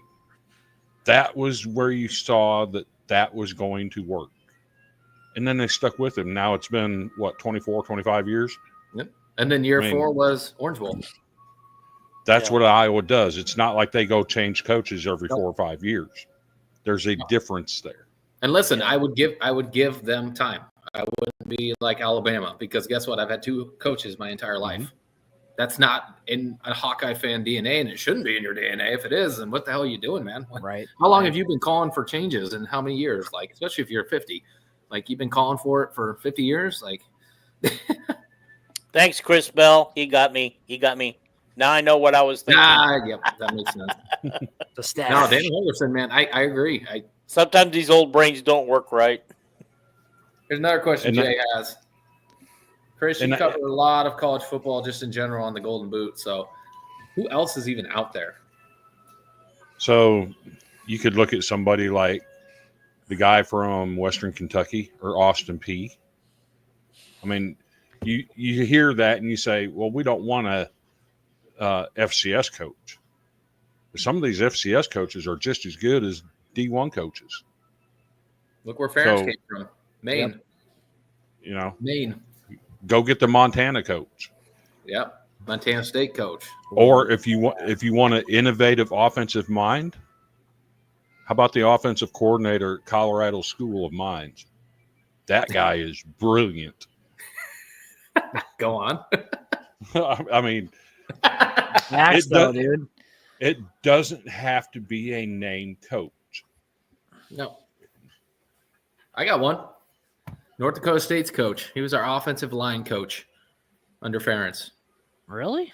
Yeah. Which one? Pulsick? Tim Pulsick? Man. Yeah. Tim Pulsick. Yeah. There's one right there with ties to Iowa, but not like strong ties. I think he was only there for like 2-3 years. He wasn't there very long. So he's in the national title game this year. Yeah. And if you look at what he did with that North Dakota State team this year, he's done work. Because early in the season, they couldn't line up and beat South Dakota State. And they turned around and beat them in the playoffs. Yep. That's what you call doing work. Yep. I mean, that's a name right there. I even offered that dude as an OC. I think in our our baseball chat, Chris. I think I said, what about him out in North Dakota State? Because he was, where was he? But Wyoming as their offensive coordinator before he got hired as the head coach at North Dakota State. So he had offensive coordinator experience. Now he has head coaching experience, and he's taken him to the national championship game. And I think his second year, maybe third year. So it hasn't been long that he's been there. It's just, I'm going to say 3. I think it's been maybe 2. 2 or 3, but it's 2 or 3. That's great. Chris does have a show. Chris, tell him where you're from, my friend. So, yeah, you ask. I do have a show. It's called the Golden Boot Podcast. We air on Monday nights and Friday nights at 8:30 Central p.m. I have a co-host named Cody Slavinsky that is very knowledgeable in baseball and football. Kind of lacks a little bit in basketball, but I kind of pull him along the edges there. But, yeah, we do interviews with active players, coaches. We actually just had a junior college head baseball coach on Monday night talking about the upcoming season. Good friend of the show. We've had Iowa safety CJ Taylor on several times. We just have a good time and, do what we do. I sometimes pop in and have fun with the boys when I'm able, but when you're able. Yeah. I'll have to remember the Golden Boot.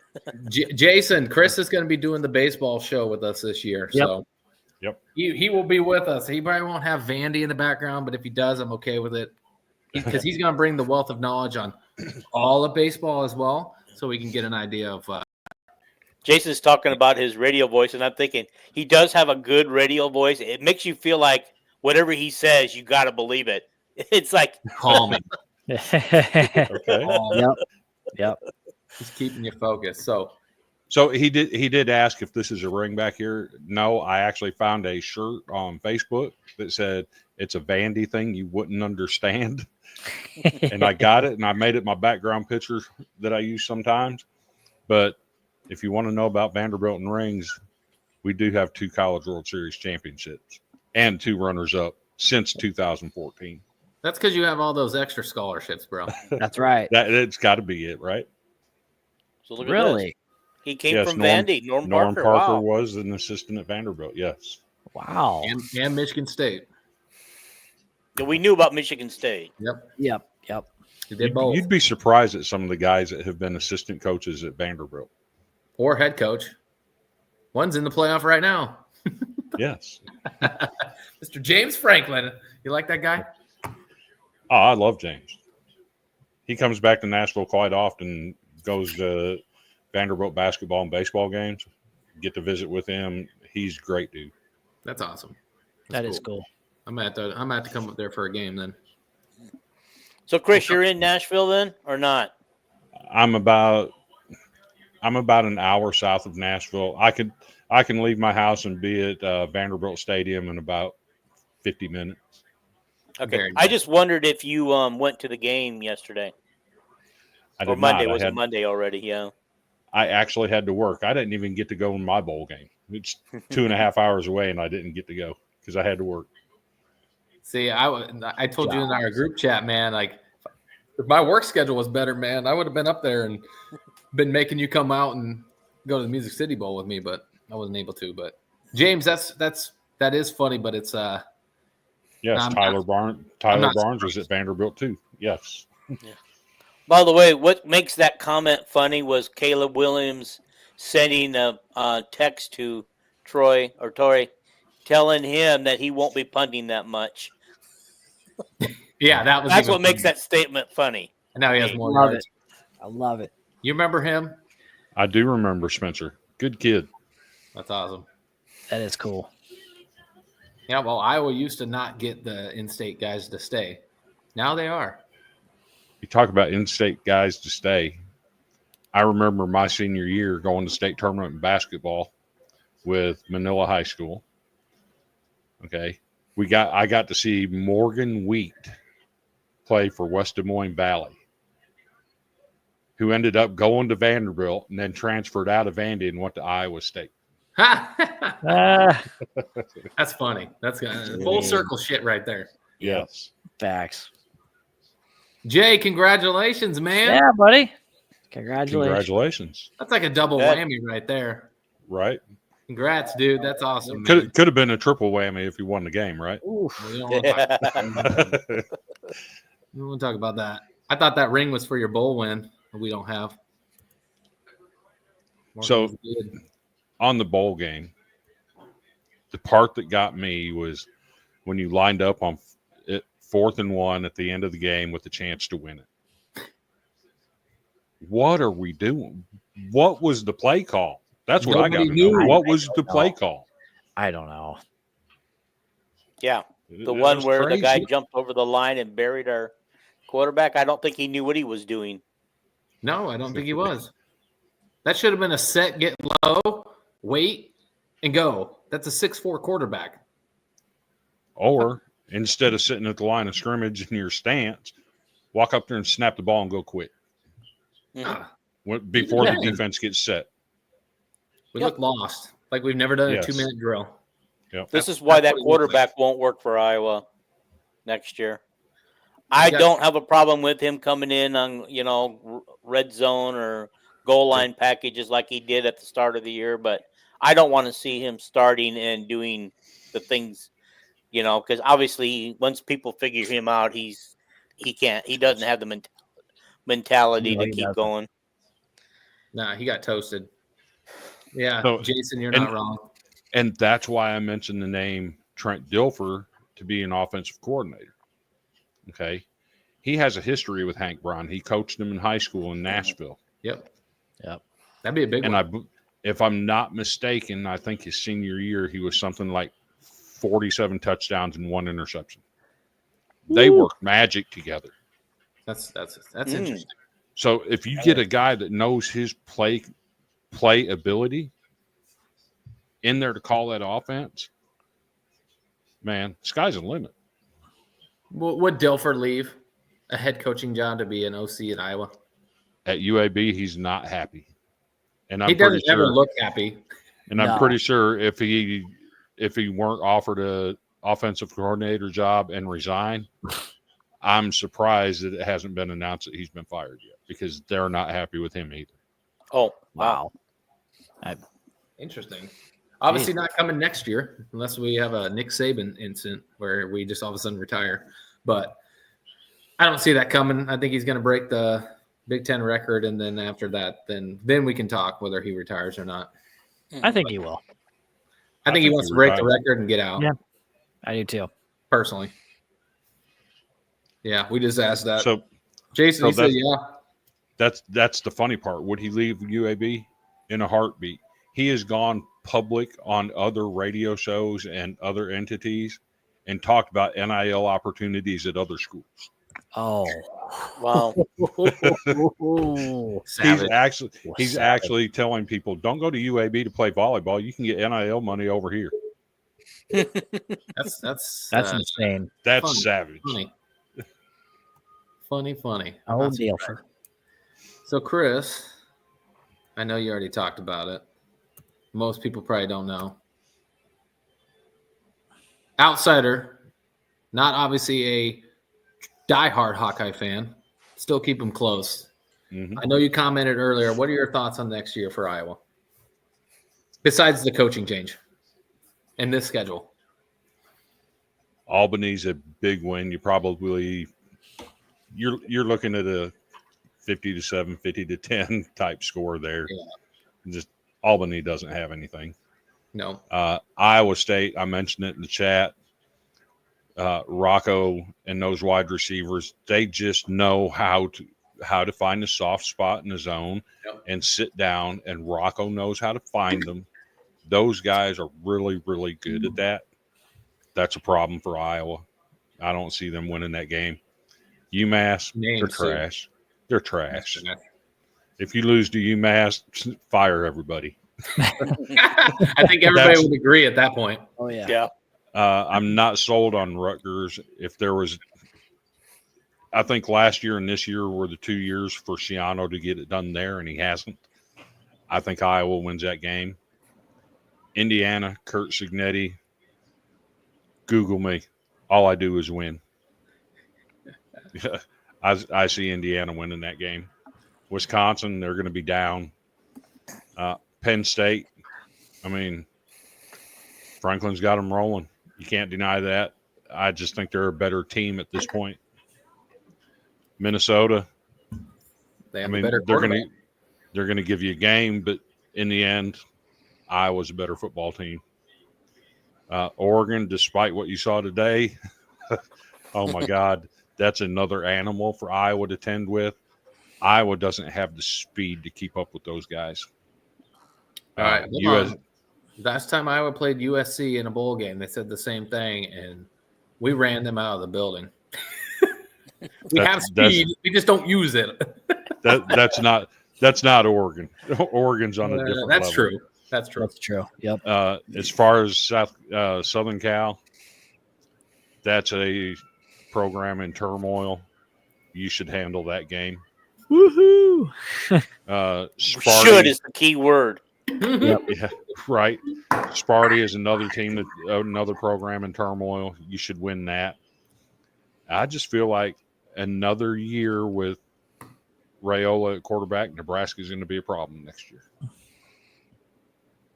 Yeah, I think so too. I agree. At first glance, I got Iowa at 7-5. But like I said, if you can sway a guy like Trent Dilfer or Dana Holgerson to come in and take over, I think you're immediately Nebraska turns into a win. Now you're looking at 8 wins, pulling upset somewhere, maybe Indiana or Iowa State. You're looking at 9 wins. But it's going to take changes in coaching. Coaching changes, or the coaches changing their attitude or their philosophy? I think it's going to have to take coaching changes. And that's not a knock on Kirk. I think he's fabulous for the Iowa program. It just isn't. It's time to move on. Chris, agree, but they keep reloading at those positions, man. Yeah, they keep do.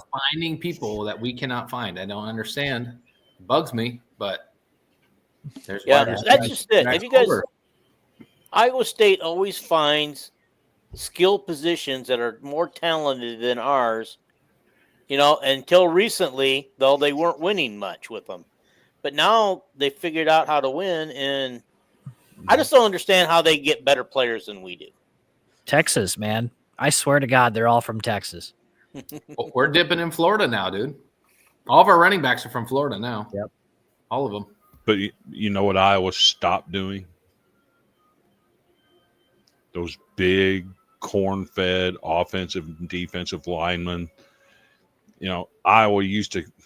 I'm gonna go over here to Appleton Parkersburg and pick up an offensive lineman and bring him in and make him an All-American. Yeah. Yep. Iowa doesn't do that anymore. No. Nebraska doesn't do that anymore.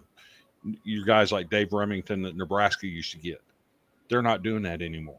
Wisconsin don't do it anymore, and it's hurting them worse than us. Yeah. Big time.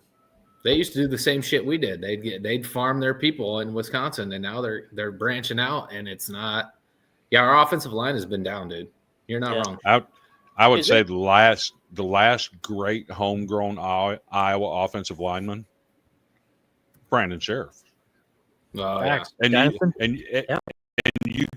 you go get a offensive lineman from a school like Denison. Denison was 2-6 his senior year. But they found a big boy that can play football. But they found a big boy that could play football and would get out there and just run over people. I forgot about Tristan Wars. Mount Vernon. Good call out there. Yep. And Tyler Lindenbaum. Yep. But so 3. We lost the last one. We don't want to talk about that asshole. Mm-hmm. Fuck that guy. Well, he played the other day and they lost. Yeah, and got his ass whooped. Enjoy. Yeah, that was nice to see that. Oh, man. See, all right, boys. Did you know that Missouri about 10 years ago had a defensive lineman that was a linebacker in high school football in Iowa? Who? Did not. Matt Hoke. Oh, Where did he go to school? Harlan. Oh, good old Harlan. I recognize the name. Yep. Matt and Dan Hoke both went to Missouri. Jeez. Bless you. Sorry. All right, well, boys, it's been fun. It has. We say we close this thing out, man. Good thing Vandy's on for this one. Let's do Don't it. that make you excited seeing that shit? I'm ready. Hell I have been yeah. Well, obviously we've been talking about it. We will be, I think we're the first podcast covering Iowa baseball this season. It looks like we're going to dip into some softball too with Jason's help. Yeah, man, this will be the next time we're on the air tentatively. I'm excited, man. I don't know. Heck yeah, me too. Hawk fans, I don't know if you're aware, Iowa baseball is actually a decent program. Chris, as an outsider, somebody with a school with rings, tell us just exactly the perception of obviously Iowa baseball. Obviously, you have some ties to it, but it's a program for a Big Ten team now. It is legit, and it's phenomenal, and people need to know about this shit, to be honest with you. Facts. So Iowa baseball last year, starting the season, had one of the top 5 starting pitching rotations in all of college baseball last year. I mean, it's not a program to sneeze at. I do think there's some questions on the direction of the program, under the current head coach. Me personally, when you have that kind of pitching available, you should be contending for Big Ten titles and not finishing mid-pack. That's just my opinion. We were 4th last year. Yep. But the investment that Iowa's making in baseball, if you haven't seen it yet, go look at the images of that stadium and what they're doing with it. They're making a huge investment. Dwayne Banks. It's time for Iowa to take that next step and become a perennial power in the Big Ten. Listen, Iowa's had 116 draft picks ever. 34 of them are from Rick Heller in the last 10 years alone. To tell you the direction Iowa baseball is going, 29% of Iowa's all-time draft picks have happened the last 10 years under this guy. Yep. If that tells you anything. Of those, 20 of the 34 have been pitchers. Iowa is a pitching goldmine. They had 5 pitchers drafted last year, all 3 starting rotators and 2 relievers. One reliever and 1 incoming recruit that ended up choosing to go pro instead of play baseball, the kid out Ankeny. That's impressive.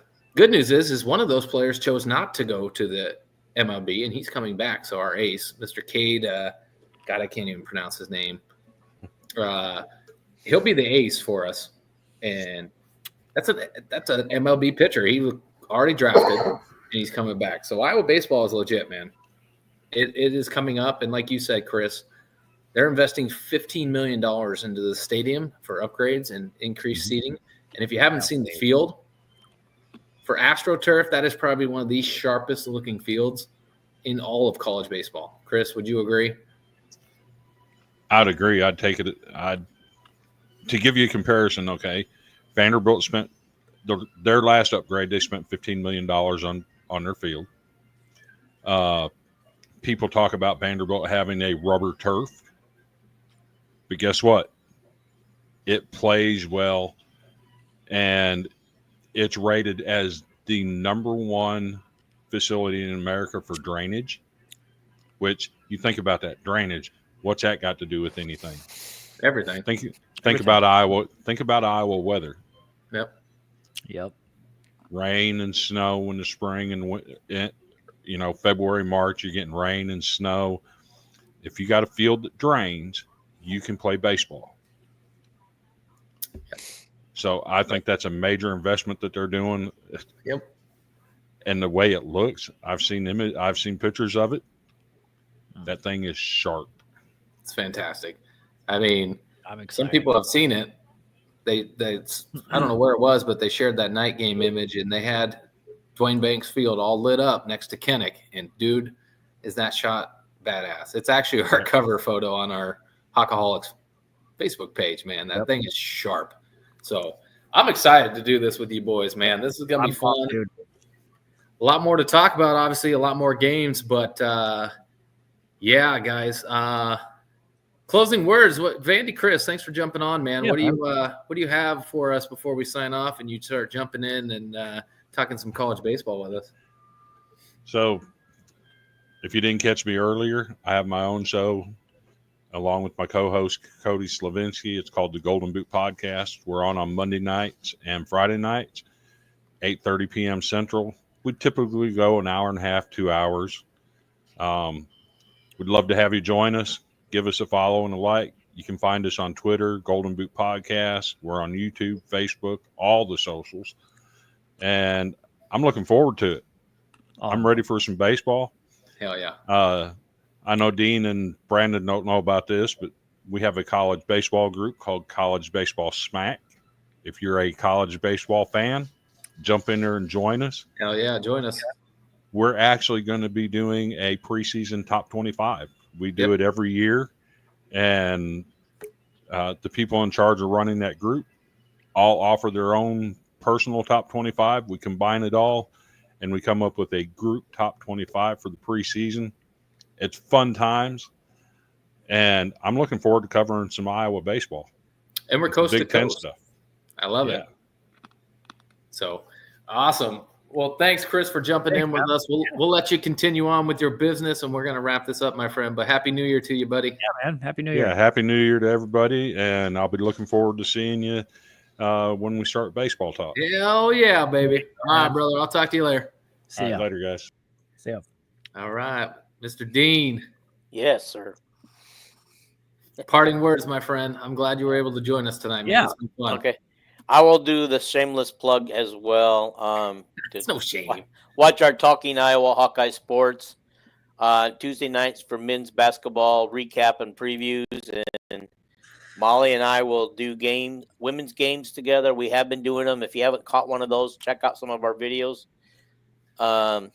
We'll do those as needed on a regular basis. We're usually do them on game days. Right after the games. So that's a good thing.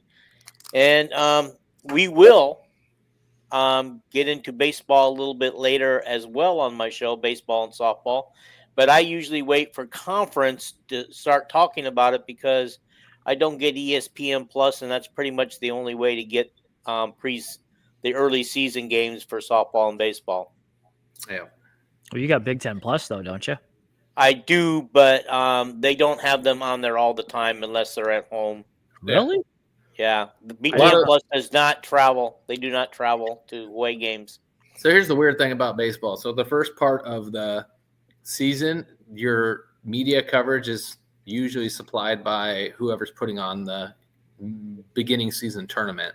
So you'll have to get these memberships like D1 Baseball will host the thing. And things Flow like that. Sports. Flow Sports and things like that. So these first games in February are coming up where Iowa comes to Florida for 2 straight weeks, which I'm going to try to hit up both of them, to be honest with you. Your chances of getting and watching those is really tough. But once they get into conference, like Dean said, Big Ten Plus always has them on for the most part. Mm-hmm. And then sometimes Big Ten Plus will have anything not on a regular channel. Yeah. So we'll be able to cover it. We'll be able to cover a conference pretty hard. I'm excited for it. So, guys, Brandon, we made it through football. We didn't get fired again. I can't believe it's crazy. Twice this year. It's Twice crazy. this year. At the same time. Wait a minute. It You happened. got fired twice from the same network? Yeah, like this. Literally like 20 minutes apart. Yeah. Oh, okay. But now we're villains, so it fits well, baby. Reassuring that we were out. Hell yeah. Well, gentlemen, once again, Happy New Year to you guys. Yeah, This Happy has New Year been to you phenomenal. too. I cannot wait, guys. Thank you for doing this all football. Dean, we appreciate you. Yes, thank you. Thank you for having me on the show, and I give you credit on my show for helping me get on the Villains Network, so I really appreciate you guys. Oh, of course, man. You guys had a earned big it. hand in that. You earned it. We're only going to grow this beast together. So We ain't done. February, guys, unless we have an impromptu live show in January from Iowa. We'll see you in February, all right, guys? And as always, go Hawks, baby. Go Hawks, baby. All I got, and down the road, that's all she wrote.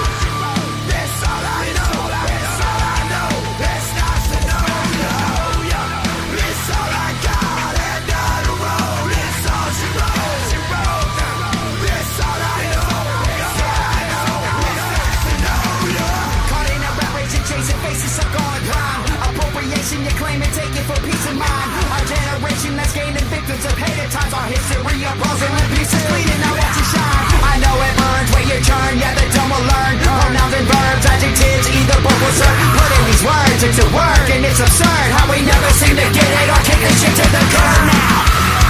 It's all I got, and on the road, it's all she wrote, she wrote. It's all I know, it's all I know, there's nothing to know. It's all I got, and on the road, it's all she wrote, she wrote.